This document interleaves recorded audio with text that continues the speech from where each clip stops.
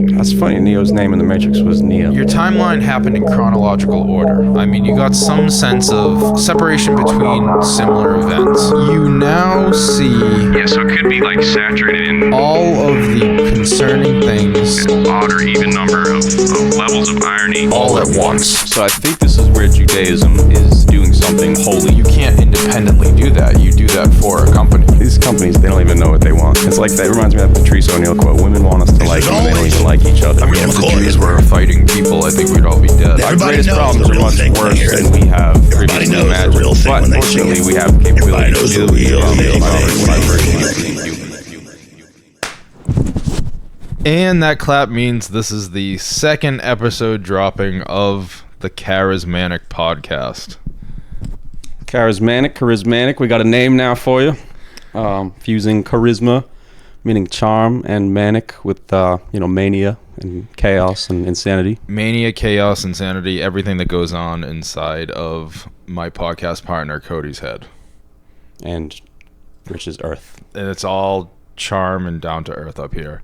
Nothing crazy going on up here. So I've been told. Why do I feel like a different person now that we're recording? Because you are. You have been plugged into the system. You know this is going out to millions of people. This will be on the metaverse. This is going to be in the metaverse in some form or fashion. And you're kowtowing to him. You've already sold out to the man. See? This is how it happens. How now, kowtow? This is it.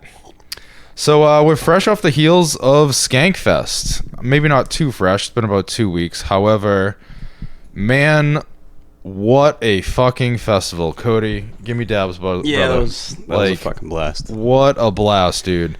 It was a little rocky for the first 2 days. Unfortunately, we didn't capitalize on Ari Shafir and Shane Gillis tickets, but god damn it, everything that happened after that. Should we tell some Skankfest stories? Yeah, we can. You're gonna have to jog my memory. Some Skankfest experiences. So we started off. We were standing randomly behind those two ladies in line. One of the few ladies at the festival. Oh yeah. We thought they were kind of together to get our this was to get our day passes. We thought they were together at the time, not like, like lesbian stuff, but we thought they came there on the same flight at least. Turns out not the case. One of them might be a Dave Smith stalker. Yeah, she was a little bit of a sociopath. Yeah.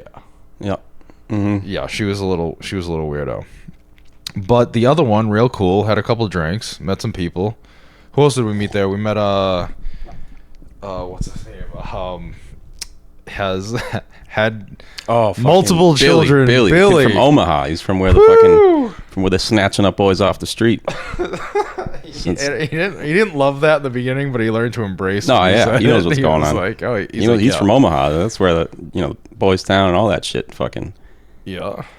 Oh, it's the worst, bro. The Ghislaine trial. You got the Ghislaine. Oh, well, I guess I'm switching topics here. We'll go full circle. You got the Ghislaine trial going on right now, but you guys probably haven't heard much about that because you got your buddy driving through fucking the Christmas the Christmas thing. You got Kyle Rittenhouse and all that shit. But don't forget the Ghislaine trial is going on. So that's fun. She was snagged up in southern New Hampshire, just New Hampshire state, but she was tucked away in like a compound in New Hampshire. The feds came and got her. They say she's gonna release high profile names involved with the Jeffrey Epstein conspiracy, or really not a conspiracy, or a lifestyle at that point. I'm surprised she has not been executed by the federal government or anybody else with money and power. She's going to walk. I told people with the Rittenhouse trial, and I'm telling you here now, you heard it here first. Ghislaine is going to walk. Breaking news, Ghislaine going to walk. Absolved, you're calling absolved of all wrongdoing. In the eyes of the court, yes. Wow, you're really hanging your hat on something that... Well, you think she'll do it due to a plea? whatever it is, she has the same lawyer that Cosby had. That what's his name? There's like I don't know. there's this lawyer who gets all these cases. She had the what was the Rodney King. She had the Rodney King case. She's got the Cosby case. She has the Larry Hoover case from the Gangster Disciples. That what's his name? Kanye and Drake just did or they have an upcoming show. In benefit of. She's got all these fucking cases, and like I looked her up earlier. She's got like less than 1,000 followers on Instagram, and I'm like who? How do you get all these cases? Like, who are you? And I guess she's I don't know if she like coined like legal mind control or some shit like that, but she could say like, oh, this was mind control. Like, these are false memories. Like, she's been known to like do that type of shit in court. So I mean, she's got a great lawyer. Ghislaine's gonna walk. This lawyer does some voodoo magic on the jury and I get. Well, wait a minute. Let's back up for a second. Who is prosecuting? That's what I meant to say earlier. The jury and the prosecution. Who is prosecuting Ghislaine Maxwell? It's a great question. I have no idea. I'm honestly, is this the federal government that's prosecuting her? When the rink was overturned, what charges are being filed? Like, it's a conspiracy for maybe not conspiracy, but not child trafficking, sex trafficking, things of this nature, prostitution. Okay, is that just some general prosecution being brought about by the United States government toward her? Because if that is true, I think history has shown that the United States government does not give a flying fuck about prostitution and sex trafficking when it's done by a high-profile individual. So you might be right, Cody, in that she will get off on... Maybe not get off on charges, maybe not skate free, but live the rest of her days in a white collar prison, as they call it. Yeah, something with tennis courts. Well, you as well as the viewers might recall Maxwell Books or Maxwell Publishing Company from high school and before and whatnot, and that was Robert Maxwell's Ghislaine's father. That's actually a fake name. You didn't know that? This is common knowledge. I'm sure half our listeners Rich, you didn't know that? This is common knowledge. So the Maxwell Publishing, the high school books that we learned world history on and whatnot, published under Robert Maxwell. He's the guy that owned that publishing company, but he's also Ghislaine's father. That's a fake name. He has like a whole different name. He's from like Bulgaria or some shit. But yeah, no, they're just they're OGs. There's some OGs in the capitalist land of things. So they're literally writing the history books. That's what you're saying? Yes. That's a lot of control. Yeah, it's a little bit of power they got going on this. So Skankfest was fun. Skankfest was a great time. We it was just a blast. I got selfies with Tripoli, Joe, Shane. Oh, it was. Who else? Go. You got more, right? Like Tripoli, Joe, Shane, the girl there, Shank, Princess Shank. Shout out Wineshank, Sarah Wineshank. Yep. And who was the other one? Luis Gomez's ex that dosed Ari Shafir during the live roast. Oh, Kim Cognan. I didn't get Kim Cognan, yeah. No, she was a little inaccessible. She was just sashaying around the place. Sashay on my property where I hold my keys. There was the staff event worker who was a bit of a cunt, but I don't know his name, so I'm not going to name him here. Parachute Pants? Parachute Pants. Ladies and gentlemen, I've never seen bigger pants on an individual. He was a large individual, but his pants were that much larger. It was as if he was wearing bed sheets in the literal sense, wrapped around each leg. It was a very thin fabric. I don't even know where you would buy something like this. And they were also loose, and his ass was only covered up by the tail end of his shirt. So half the time, yes, of course. And any other time, he turned around awkwardly or bent over, or light breeze would blow. his nasty fat ass would be out, and he'd be sweating and looking at you funny, and if you commented on it, he would be very mad, because a couple people did, and he got very mad. I didn't know. So that's awesome. He got really mad. That's at great. him. That's great. But I guess he did crowd surf at the end of the event, and it was to the tune of the worst crowd surf ever. that was Josh Adam Myers made a song out of crowd surf ever, yeah. It's the worst crowd surf ever, yeah. And right before that was a guy in the audience looking at Lewis saying, "Hey, you should crowd surf," to the parachute pants guy, and there was a member in the audience going, no, don't do that, no.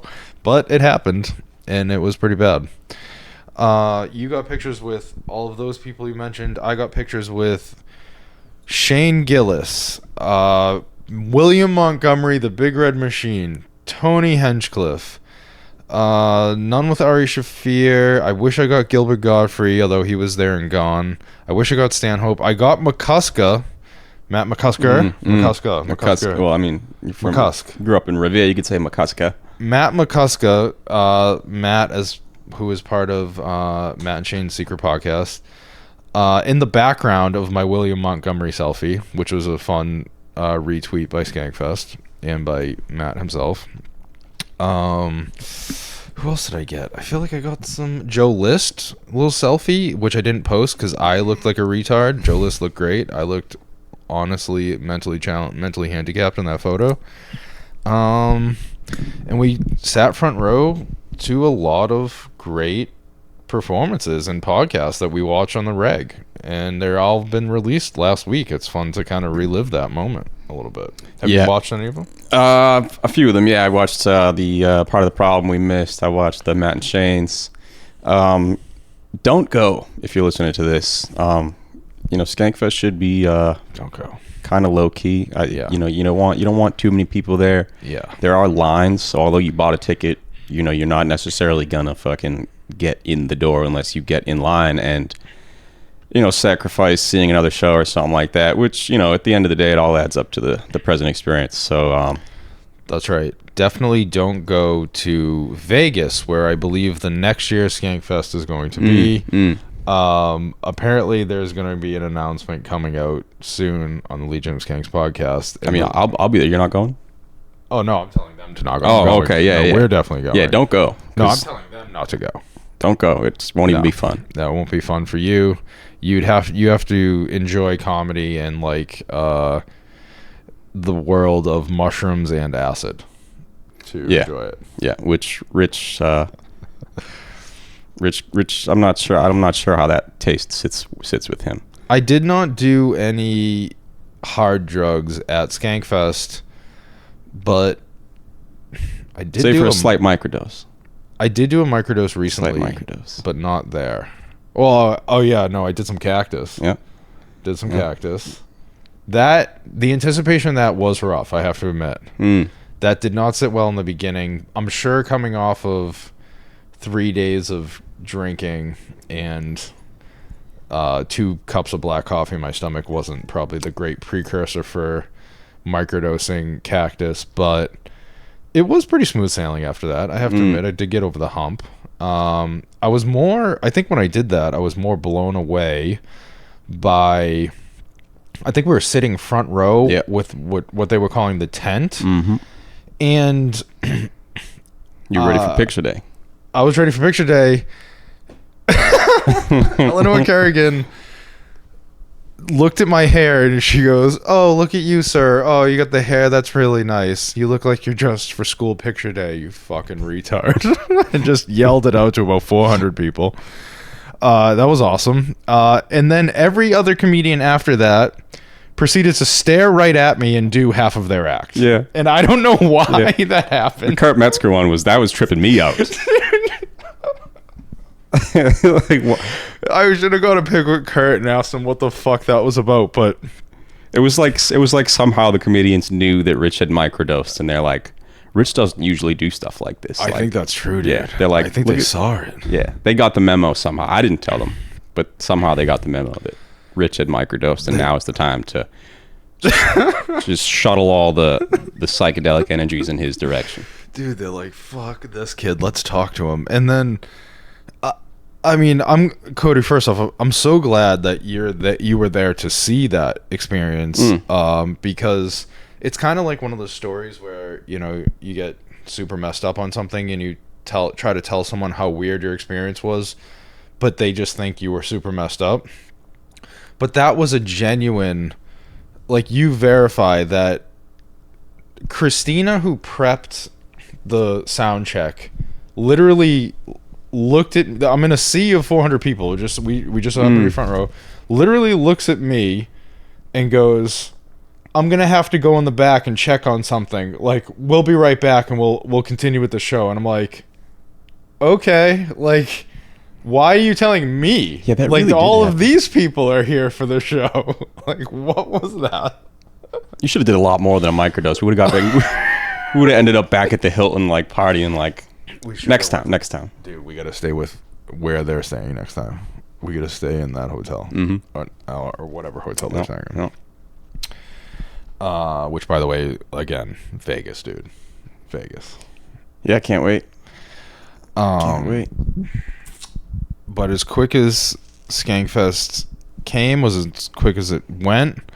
The box was an intimate little room there, where Cody captured video of Jamar Neighbors doing a backflip in front of Shane Gillis. That was wild. That was an awesome little clip you got. Yeah, and then Shane's crab swirl reaction. However many beers deep he was at that point, he was just his face. He was shocked. I got a great gif out of that. He's really the man, dude, because, you know, maybe he's just like not used to fame yet, and sure that will be corrupted soon, but I can honestly say the first night we were in like one of those walk-through rooms with a bar, and I see him come through. This is when I got a picture with him, but it was because I was kind of standing next to him, like ready to ask him, and somebody crowded him, got a picture with him, and they started talking to him, and he kind of saw me like take a few steps away, like he knows I don't want to bother him.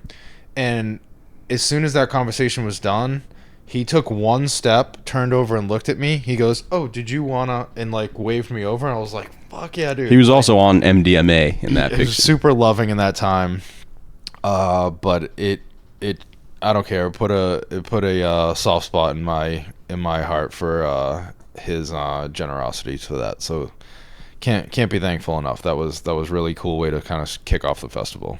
Shane is GOAT, one of the greatest people to ever be canceled. He's probably the GOAT. the most notable person to ever be canceled, right? I mean, I did bring him up at Thanksgiving, not thinking anyone would really know who he was, just due to type of comedy, and the first thing that came up was the SNL cancellation, and I don't know him at all from that.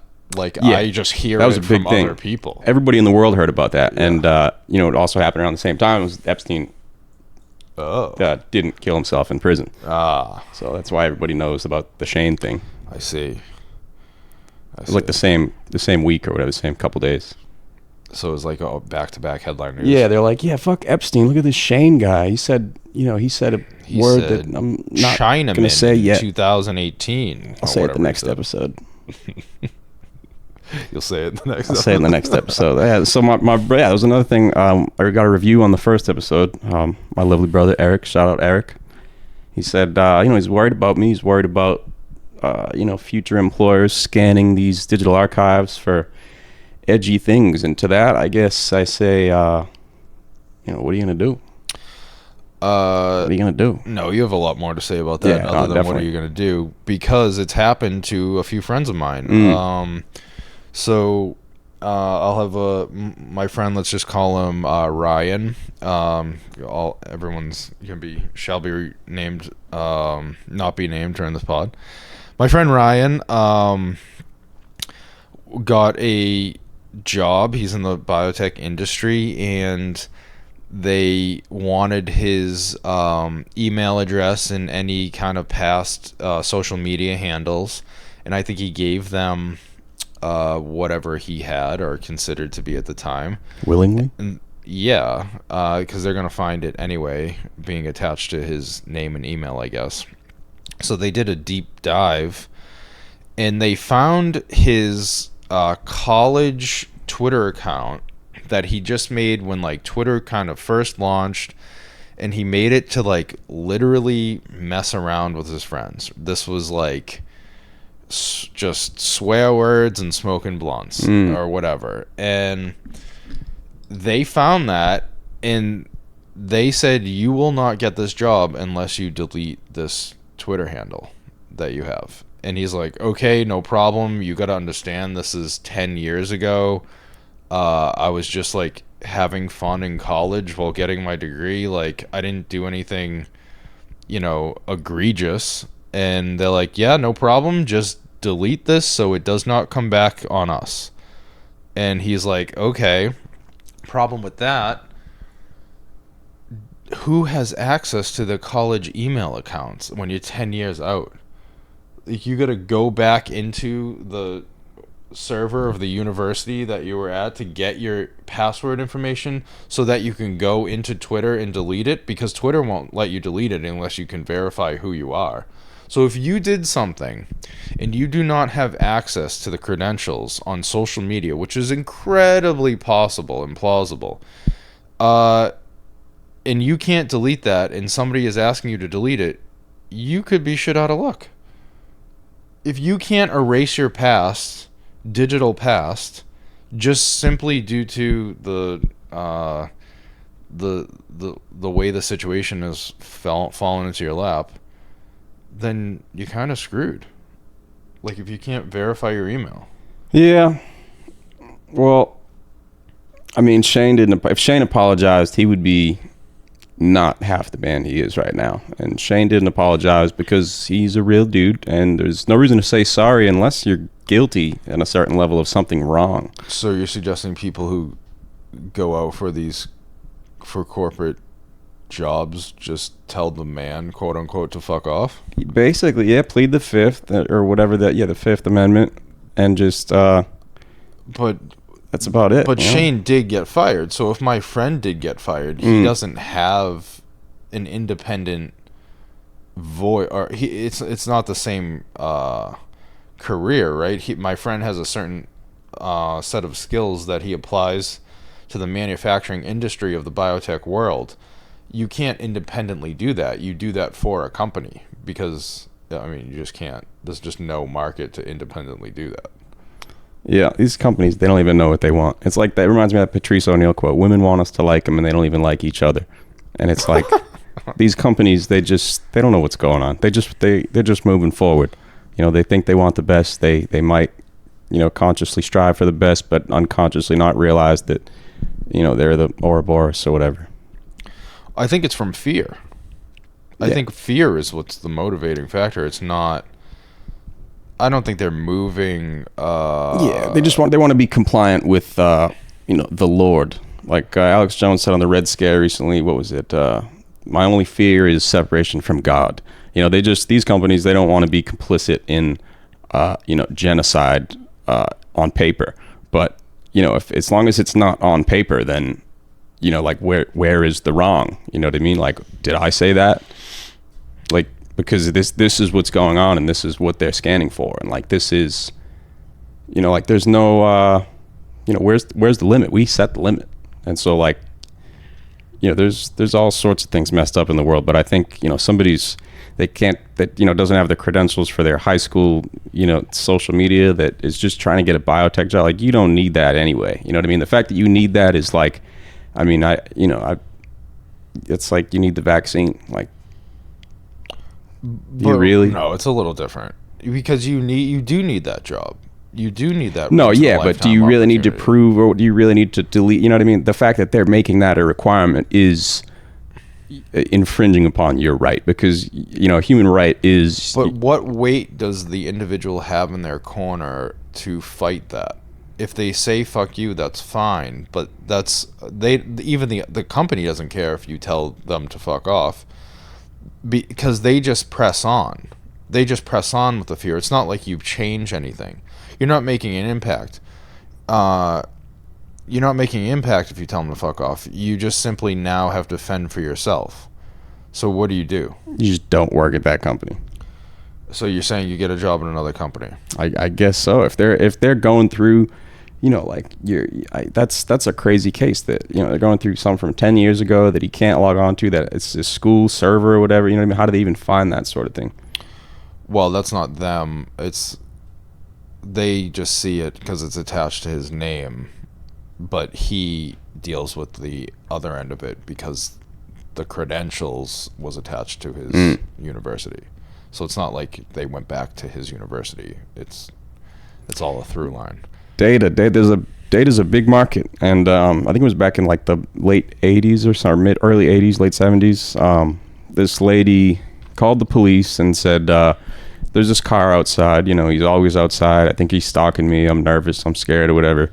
And the police were like, yeah, well, there's nothing we could do about it or whatever. And then I think she, hold on, I'm fucking this up. The court had said, AT&T or whatever had said to the law enforcement, like, yeah, it wasn't the plate. No, he was calling her house and harassing her. She's like, oh, this number keeps calling me, or whatever. But then AT&T said to the police, like, oh, like, the police said to AT&T, we can't ask you for this, but you can relinquish it to us.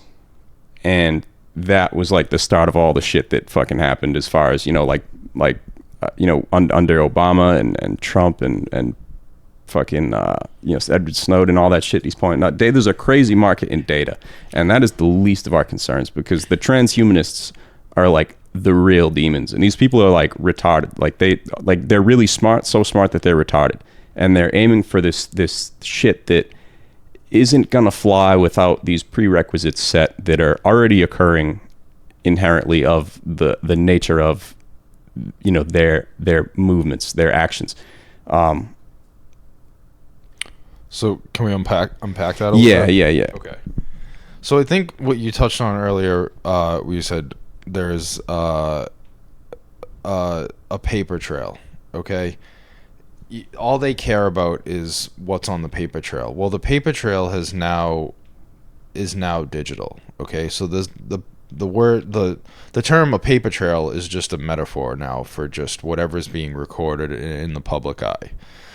So that digital footprint is what they care about. And then what you said about the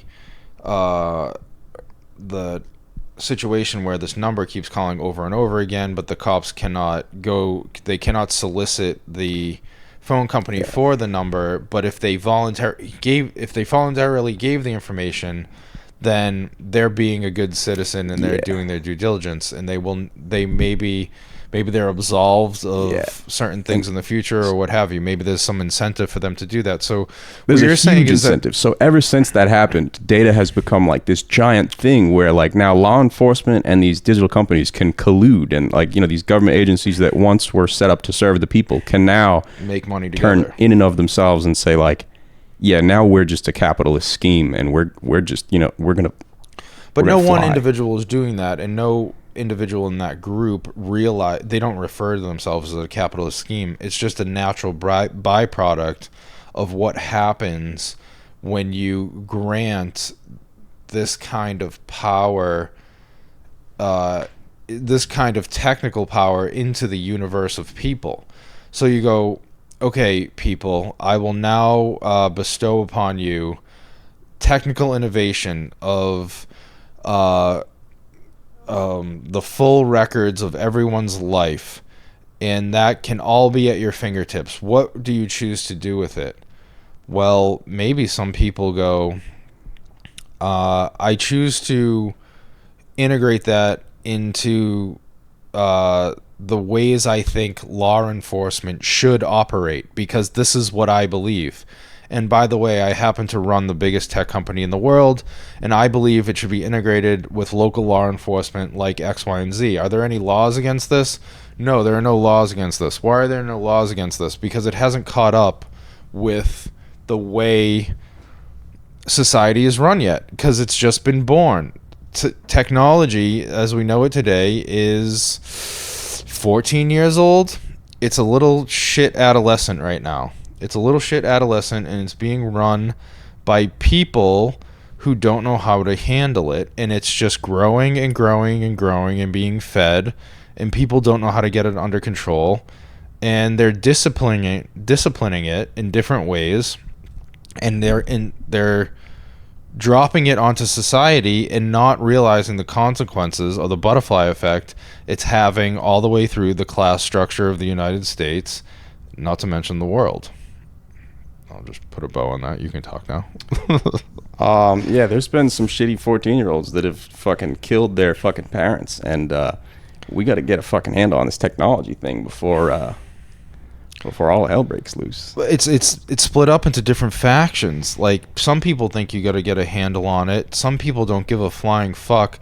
By the way, I don't blame the people who don't give a flying fuck. They didn't ask for this. Mommy and daddy who don't give a fuck, who don't even give a fuck what Facebook is, and the fact that this is affecting their life, they did not ask for this. There are people out there that want to work on the farm, provide for their family, maybe go hunting, and like have a roof over their heads and have a heater in the wintertime. And that's all they were put on this earth to do, and could not be happier about it. So the fact that they're in society, the way that they're being looked at right now is someone who's becoming obsolete, I think is a huge no-no. I think that's a huge red flag. I don't consider those people being someone that should disappear with the past. I think they hold a fundamental part of community, and they need to be they either need to be exposed, or we need to account for them in the new ways that technology is impacting us. Yeah, I forget what it was called, but the Ghislaine Maxwell sisters started the first Google. Before Google, it was Lycos? I don't remember. Ask Jeeves? No, it wasn't that. It was Yahoo? It was in the very, very early days of the internet, and it was Hotmail? It was a Mossad search engine for the internet, as big as it was at the time. Oh, here's a crazy thing, right? So when Facebook went down the other month, Facebook and Instagram, and I don't know what else was down. When it came back up, everything was the same, except Trump's profile was back on Facebook. Interesting. Do you think they just had to restore the accounts? No, when it goes offline, and then it comes back online, everything should be as it was. But now, why would they put everything in its right place except for, so they took a snapshot of the server, and then somehow this new snapshot of the server, after it went offline and came back up under the same IP address, now had Trump. I don't know. That's a very simplistic view. It's very insane, but they could have actually switched the ownership of not Facebook, but of the actual network level, who actually owns the network that Facebook server is on. So it's above and beyond the metaverse. There's some crazy shit going on. Okay. For better or worse. Well, I don't know if we can draw that conclusion. How do you know Trump's profile was reinstated, by the way? Cliff High said it. Cliff High told me. Okay, so you don't know this for reals. I haven't checked the source. I trust this guy as a source. He says some good stuff. So let's say that's true. Let's say Trump's profile did become re-engaged and then got canceled again, I'm assuming? Shortly after? Yeah, I would assume. So I don't see why there is some sort of incentive to be a conspiracy around that, because why would it get canceled again? What benefit happens if the profile comes on for a moment of time? Who gains what in that? Well, if they change the ownership of not Facebook, but the network level, ports and switches of the service provider or whatever, or the service provider of the service provider. I don't know how deep the basic levels of the network ownership go. But if they were doing that, this could be a double, triple, quadruple layer of irony where they say, oh, like, we are the people that are doing this, and we don't want them to think that it's us, or we want them to think that it's them, so that the only change that they put is Trump back on the server. And then most people don't know something like that, but then it makes its way to me, via the BitChute pipeline, where I hear it on Cliff High, and Tripoli actually said it at Skankfest at one of his shows there, and because he had Cliff High on his show. But yeah, so it could be like saturated in like an odd or even number of levels of irony, deliberately or most likely deliberately. But like, what, like, that's nuts. Like the fact I wouldn't that, say most likely deliberately. well, I mean, Possibly. yeah. I mean, like, Not if most the likely server goes deliberately. off and then it comes back up and then Trump's face is there, it's like, there obviously that was the only change that they purposely changed. Like, why, I guess, is the main question then at that point. But it's like, So when you reinstate something goes offline and you reinstate it and you just take a snapshot from past time, a lot of Windows laptops now have this feature where everything's being copied every, I don't know, hour. You get like a backup of your whole entire machine. So I can see Facebook servers having that, but not all under one umbrella. They probably get snapshots of past profiles as they were at some point in time, but they're probably done via IP address, restored via IP address, or some swatches of Facebook that are held on separate servers rather than the Facebook as a whole, right? So you can envision my profile, so Facebook goes down, my profile on Facebook maybe gets reinstated from last week, but your profile on Facebook was reinstated from yesterday. no, I think this is too speculative. Like, when it cuts offline, everything is from that very last point. Hopefully, on their server, whatever, it cuts offline. So the last data they have is the last data they have that was saved, and then when they reestablish that connection, everything was as it was, except for Trump. I don't want to get too speculative, but like, that's wild. And like, it would be nuts if like that was like directed at this small subset of people. Now, like, because who knows this? You know what I mean? Like, you guys are hearing it on the Charismatic podcast, and like, I know it because I guess I'm slightly active on BitChute when I listen to Cliff High.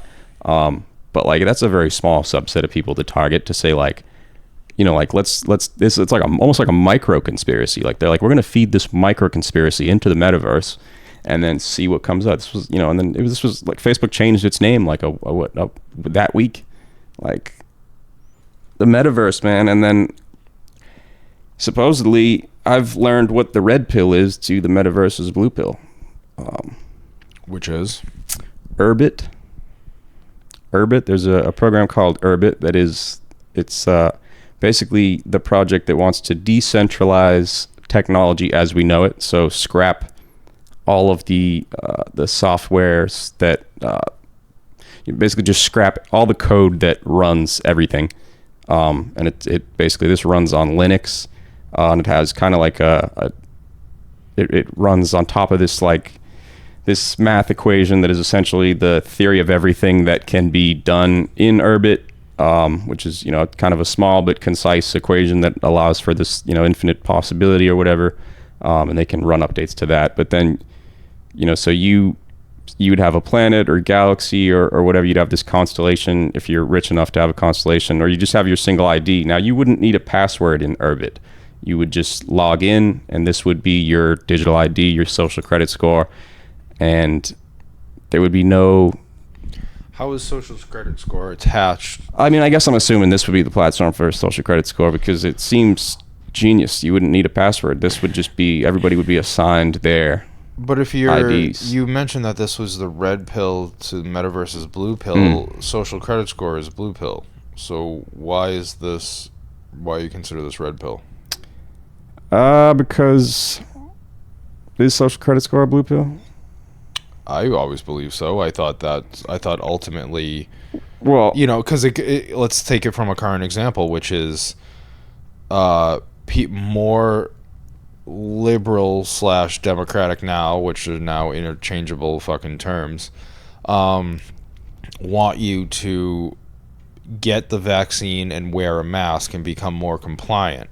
So more compliancy means, hey, we want to know you're a good person, as in people who aren't doing these things are being ridiculed. For example, Michael Che just came out in his new special, and he said something to the effect of, sorry we required everyone to be vaccinated at this show. I just want to be sure that the people here are smart enough to understand what I have to say, or something like that. So he took a shot at everyone not being vaccinated, right? So while there was no vaccinated person in the room. Yeah, pretty much. That's a very bitch thing to do. Yeah, it was, no wonder agree. It was a little weird. Tim Dillon is much better than Michael Che. Oh, shots fired, but it's true. These are true shots fired.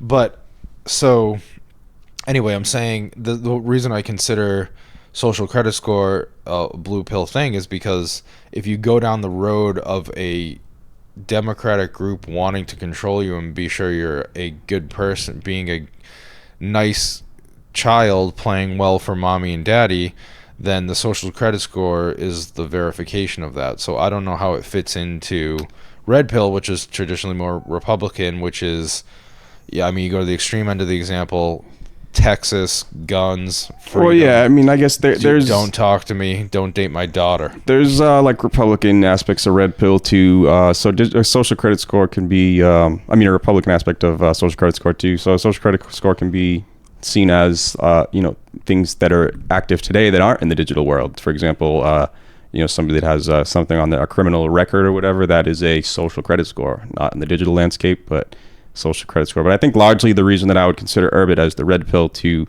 Facebook's metaverse, or the metaverse's blue pill, is the guy that created Urbit initially, this was like 9 or 10 years ago, was also the guy that popularized the term red pill in respect to government. Was this Malice? No, he had him on his podcast though 3 months ago. This dude Curtis Yarvin. Oh. And he was just Yarvin. He's like this like autist blogger. He looks like a David Foster Wallace, but like, yeah, he's just. I mean, he started this movement.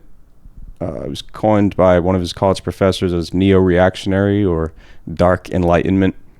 And I mean, in the term neo-reactionary, I guess you could kind of just extrapolate what that might mean, or dark enlightenment. Neo-reactionary would seem to be... I wouldn't even know how to determine the definitions for those two words. I never know what neo means. Yeah. When people say neo-Nazi, people say neo from the Matrix. I think it just means new. Don't know what you mean. That's funny. Neo's name in the Matrix was Neo. That's funny. Because the Matrix, red pill, blue pill. But yeah, Neo was the guy in the Matrix. Neo-reactionary. Yeah. So I mean, what does the word reactionary mean? It's different than reaction, but reactionary having to do with reaction, and then neo. You're telling me neo just means modern? So if you're a neo-dem, you're a liberal? Modern, yeah. I guess that's a way to, neo, new, modern, neo-Nazi, modern Nazi, yeah.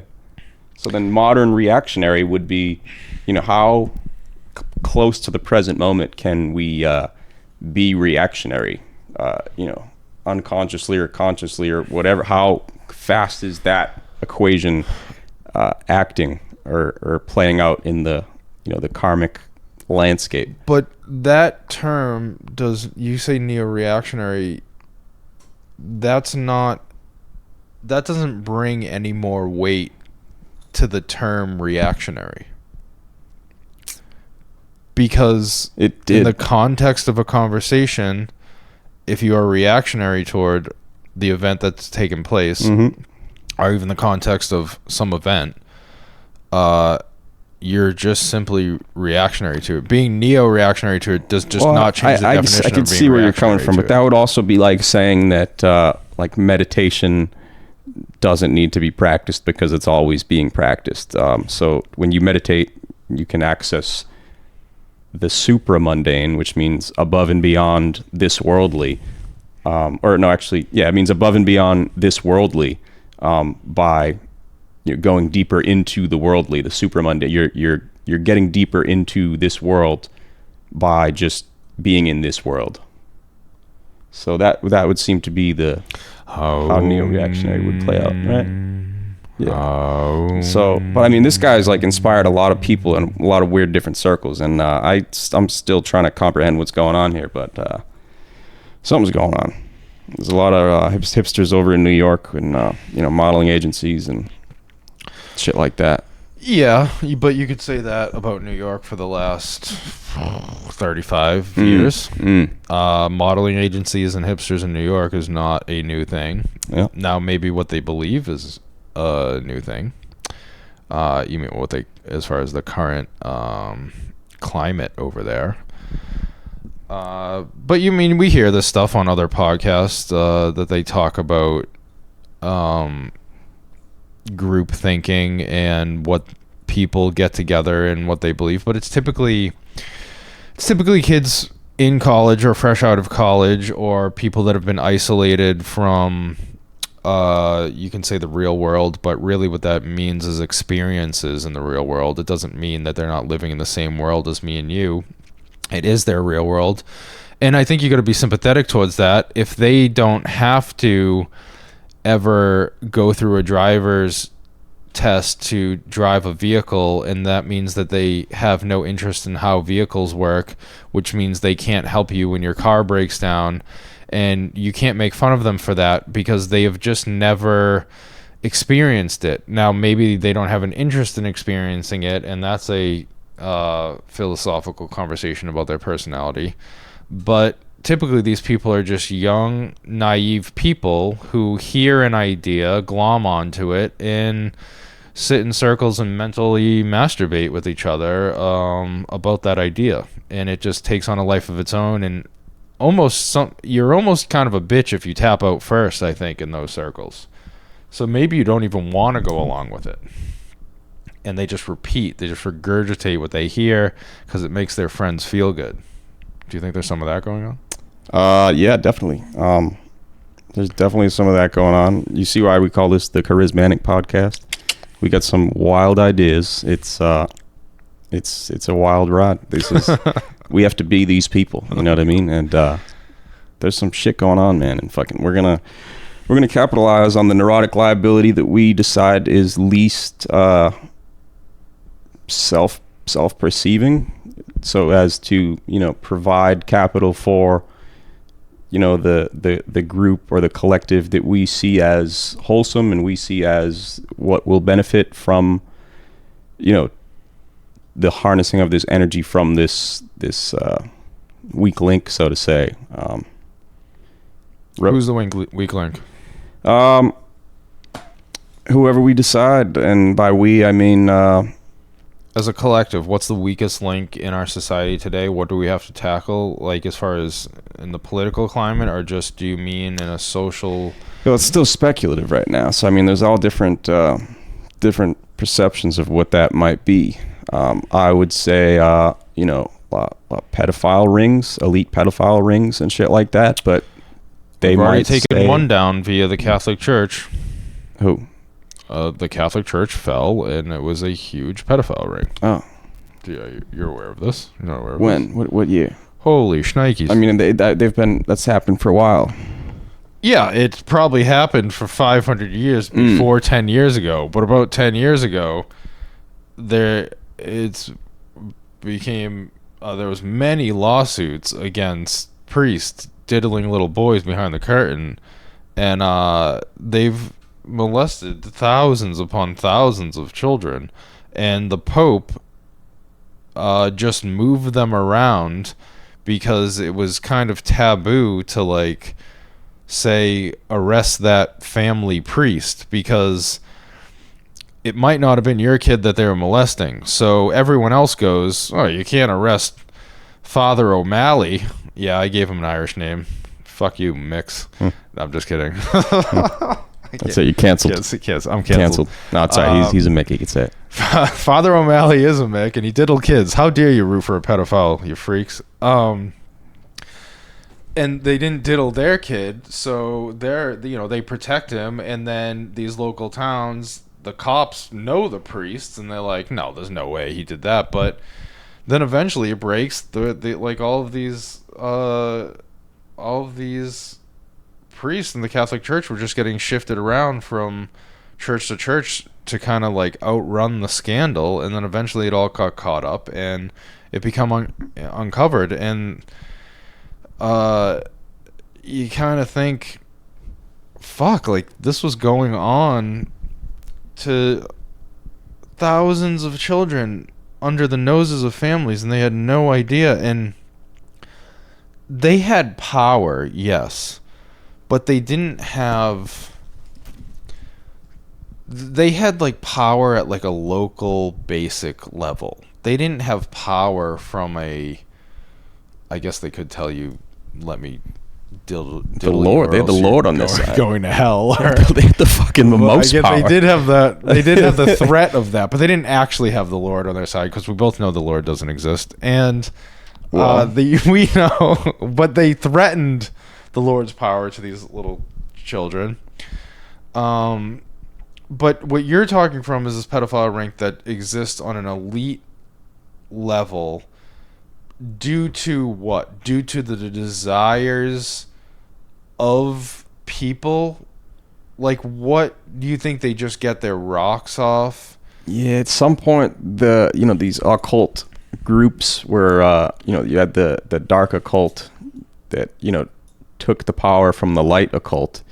And this is basically just like natural law. So natural law is, just think about it, natural, the law that occurs inherent of existence, like a human right is just any action that doesn't infringe or harm upon another person's rights or actions. And when we start to interfere with these natural laws, or like linguistically manufacture a cybernetic enterprise that doesn't respect the natural law, then we find ourselves, fucked, and we find all types of messed up shit happening. And there's a lot of that going around today. But I think like, dude, we need some just good old fashioned fucking, Catholic guilt and shame. Bring that shit back. I've been thinking about this a lot, and you're not wrong. And I hate religion, and you're not wrong. Yeah, because you just said we both know God doesn't exist, but I believe. So, I don't want to say I believe in God, but I'll say I believe in God. Now, what I equate God with is, the will to be holy, and the conscious will, or the unconscious, whatever, the collective will to do well, or to, and I guess well or good in that sense means wholesome. And that's the crazy part, is that values. Yeah, but then it goes back to natural law. It's natural crazy. Values, but the natural law doesn't necessarily have to be interrupted by gross power. I'm sure it does not help, but I'm pretty sure since the beginning of time, you get to a point where let's say you're living in a lawless land, you're living in tribal times, pick your place, doesn't matter. You hold your family dear to you because that's all you have. It's like almost literally all you have. You're like, I have to keep these motherfuckers alive. I need to provide fire and food. That's my job as a person living on this patch of dirt. Again, pick your place. Your little kid goes out. Okay, you've seen The Revenant? Oh, it's a great movie. I gotta watch it again. Okay, so what happens when the kid gets alone with Tom Hardy's character? I forgot. I gotta watch it again. Well, I was too stoned. He doesn't make it. All right, fuck. that's the movie. I'm not spoiling. Alert, but I'm not spoiling anything. I think it's in the previews. But anyway, let's say something happens to your family unit, and what do you do? What do you feel as a man? Let's say another man, a gay man for those times, let's say they raped your child. Let's say they raped your little boy. now there's no actual law. That's still natural law. That's still a natural thing that occurred. Because as far as minimal influence, maybe even zero influence from anything that you would consider abnormal to a traditional society. I mean, you're literally going from living in caves to living in mud huts to living in just organically fashioned homes. And if somebody fucks with your family unit, you and or the rest of the tribe go ahead and off that motherfucker off a cliff, and there's your justice. So was the guy... Well, not necessarily. Not necessarily? The justice would be in, I mean, yes, sterilize the guy, whatever, kill him or put him back in society. Because I think you're trying to kill that trait. Yeah, you want to kill that reality. You want to extinguish that reality from being possible again.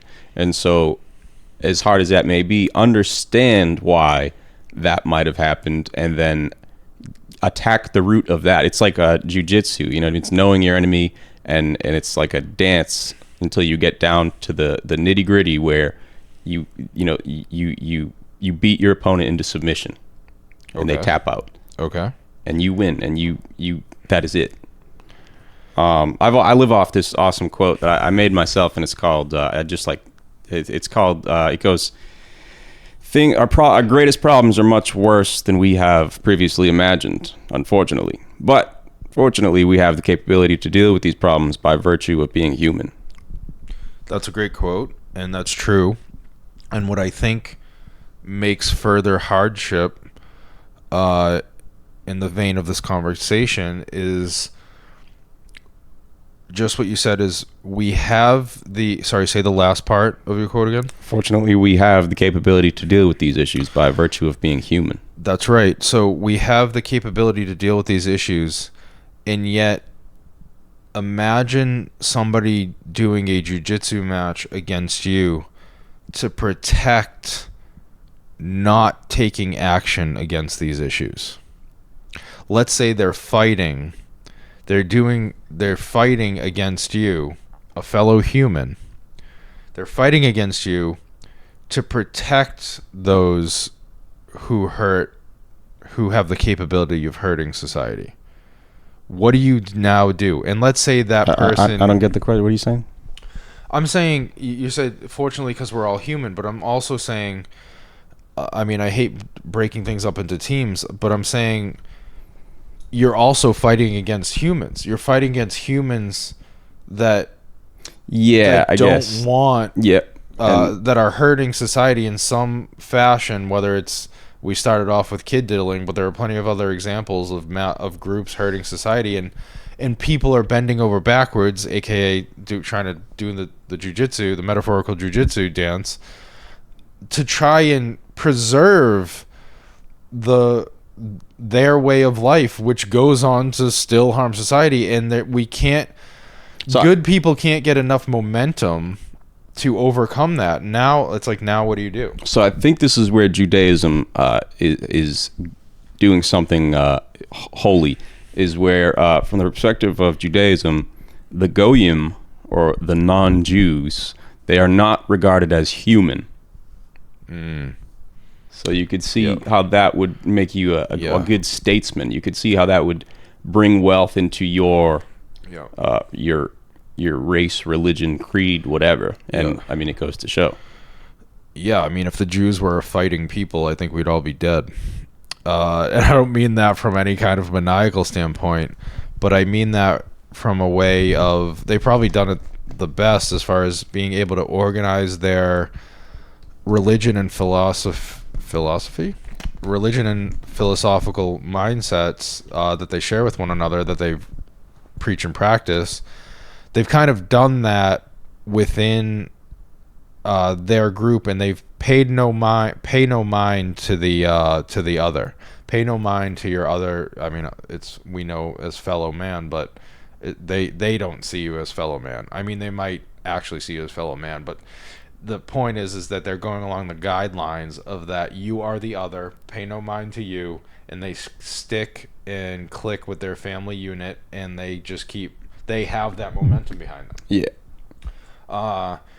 When we, I guess everybody else who can swing a sword and shoot a gun, or at least maybe was trained to in an earlier generation, when we see someone as the other, we don't pay no mind to them. We attack them, which really just disturbs. It's really just a waste of time, in the grand scheme of things, rather than getting to the root of the issue. But when I feel like when most tribes see the other, they attack and they become, you're not one of us. You have to go, just like what we were talking about the pedophiles in ancient times. But that's for much less of much less. Oh, what am I trying to say? Oh, I'm losing my thought. Oh, charismatic pod. Oh, it hurts. We had a great conversation in the car. You guys should have heard the car conversation coming up here. You had mentioned Facebook or companies like Facebook seeding small or incubating small examples of future ways to interact with social media digitally. So you can imagine a company kicking out one of their own and telling them, hey, go incubate a group online to try and test out this new platform, and let's see how much attention it gets within your test group.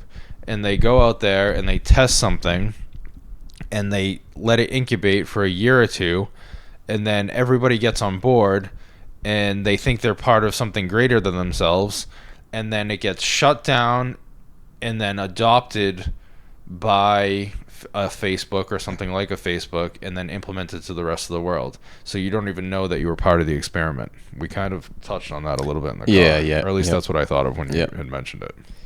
Yep, and that can be coming down the pipeline. The UN and is it the UN or the World Economic Forum, Davos? They're really forward with their agenda here.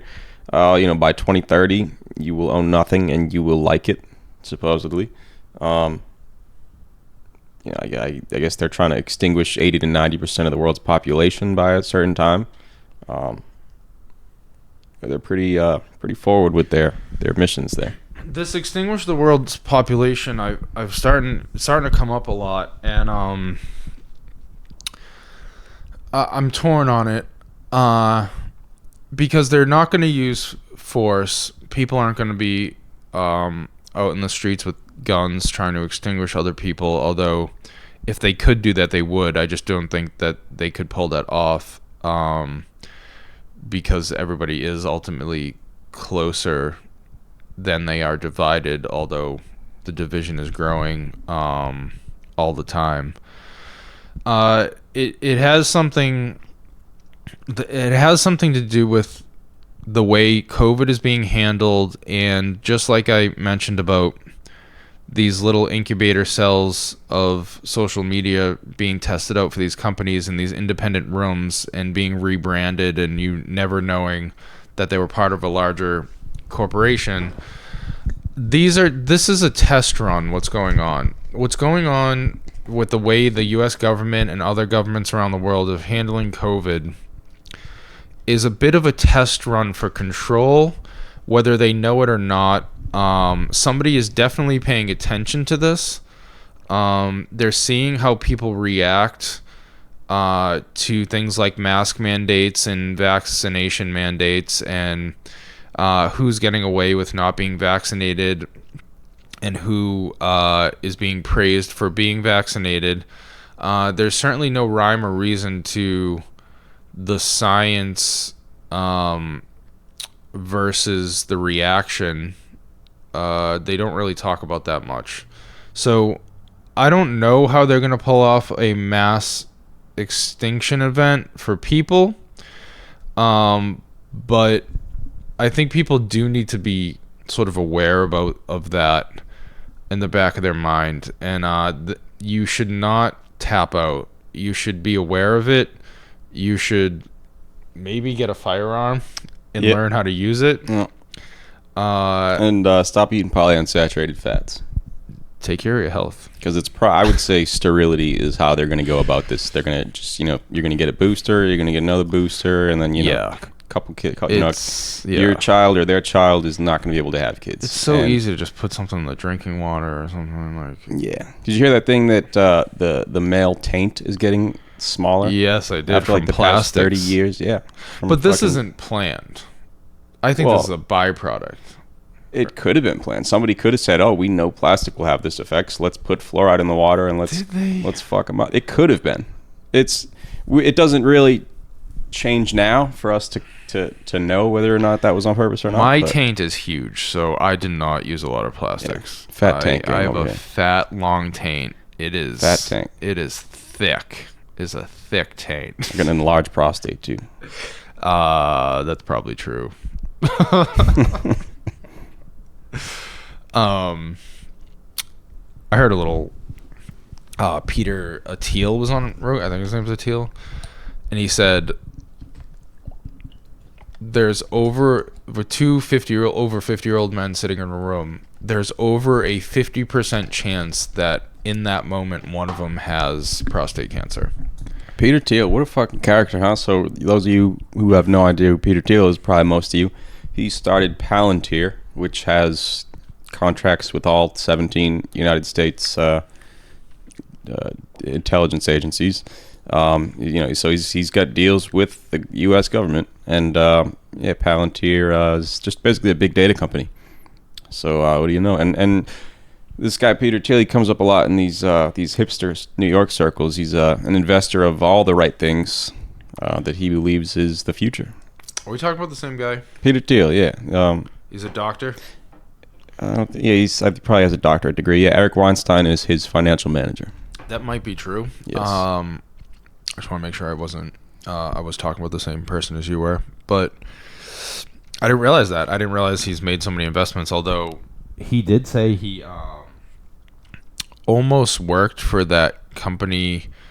He called bullshit on it, and then stepped away, which was great. But he almost worked for that corporation where that lady was worth like $4 billion overnight, and then their diagnostic test turned out to be complete and utter nonsense, and then folded. And there's ongoing trials right now being brought against her. There's she's completely going to be ruined for the rest of her life, and that company scammed investors out of hundreds of millions of dollars. But he was interviewed by that lady. I wish I could remember her name. It makes for a much more riveting story. But yeah, he's plugged into that scene. He's a super smart guy, but I don't know if he's what else he has on his plate, or like what else his agenda is. Yeah, I don't know. He's wrote a few books. Some hipsters have read, and it's probably not a bad thing to know in this capitalist era where power is growing and people are becoming weaker. Is it growing, or does it just have the appearance of growing? Yeah, it's snowballing. But people on the whole are fucking becoming weaker. Like it's like the human condition. Like we are evolving in a negative direction. We're devolving. So what technology evolves?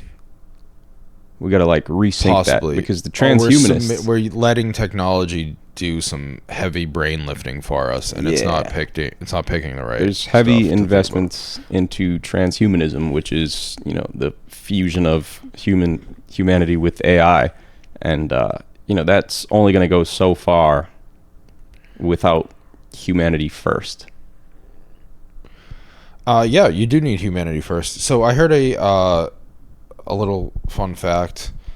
Again, this came also still borrowing off of Rogan's podcast, but it's for the two creators that created the Social Dilemma that was wildly popular on Netflix. It came out about a year ago, and they came back on, and one of them said something super interesting, which I can't believe I've really never thought of before, because I do try to think about these things, which is what you see on your timeline. So you remember back in the day via Facebook and or IG,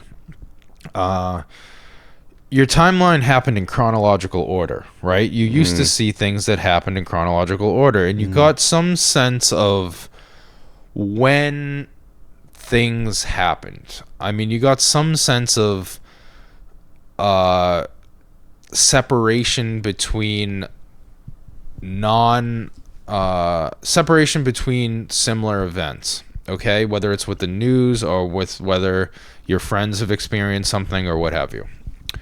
Now, because things are grouped together in like events, in similar ways, then you now see all of the bad or concerning things on your feed all at once. So, for the example they gave is, let's say like the Black Lives Matter rally. Okay, what's behind Black Lives Matter? Well, there is many examples of cops shooting unarmed black men. Okay, you say many examples. Sure, there are definitely some examples. There's probably even many examples of that. But the rallies really become fueled when their Instagram feeds would show somebody to be interested in that, would show them 20 or 30 examples down the line of black men being shot by the cops that has been compiled over the last several years. Yeah, this was actually how I got canceled off Facebook. So back in the day, I had a Facebook, which I've since never been able to log into again. So they wanted me to provide my ID, and I refused. And I believe this was because Cop Watch, remember Cop Watch? Yeah. Back in the day, well, they were always posting these crazy videos or whatever, and they were. Somebody was literally these companies were purposely manufacturing Discord for, capital gain and, whatever, transhumanism, whatever, personal or not, AI or not, whatever.